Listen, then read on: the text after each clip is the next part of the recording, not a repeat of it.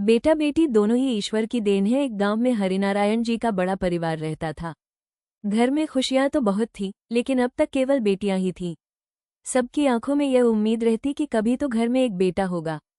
कभी कभी रिश्तेदार भी ताने मारते, इतना बड़ा परिवार है लेकिन कोई वारिस नहीं। ये बातें सुनकर बहुएं उदास हो जाती। दादी जी को हमेशा ये चिंता रहती कि कुल का वारिस कौन होगा। कुछ साल बाद सबसे छोटे बेटे की शादी हुई।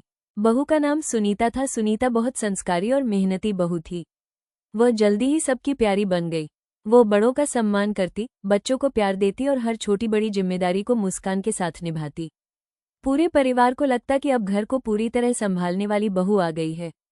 कुछ महीनों बाद ये खबर आई कि सुनीता मां बनने वाली है। पूरा परिवार उत्साह से भर गया। दादी माँ तो जैसे खुशी से झूम उठी। सब प्रार्थना करने लगे कि इस बार घर में बेटा हो। दिन ब दिन घर का माहौल और भी आनंदमय होता गया। फिर वो शुभ दिन आया जब सुनीता ने एक स्वस्थ बेटे को जन्म दिया। पूरे घर में ढोल नगाड़ों के साथ जश्न मनाया गया।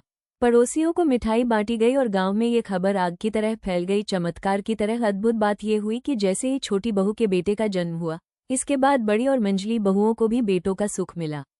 घर, जो पहले केवल बेटियों की किलकारियों से गूंजता था, अब बेटों की हंसी से भी भर गया। लोग कहते थे कि छोटी बहू अपने साथ भाग्य और खुशियां लेकर आई थी। हरिनारायण जी कहते, बेटा बेटी दोनों ही भगवान की देन है। फर्क सिर्फ हमारी सोच में है। ये कहानी हमें सिखाती है कि कभी भी ईश्वर की इच्छा पर शक नहीं करना चाहिए।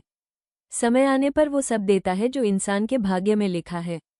और सबसे जरूरी बात यह कि बेटा बेटी में कभी भेदभाव नहीं करना चाहिए, क्योंकि दोनों ही परिवार की शान और भविष्य होते हैं। कहानी की सीख यही है, प्रेम, धैर्य और विश्वास से ही परिवार में खुशियां आती हैं।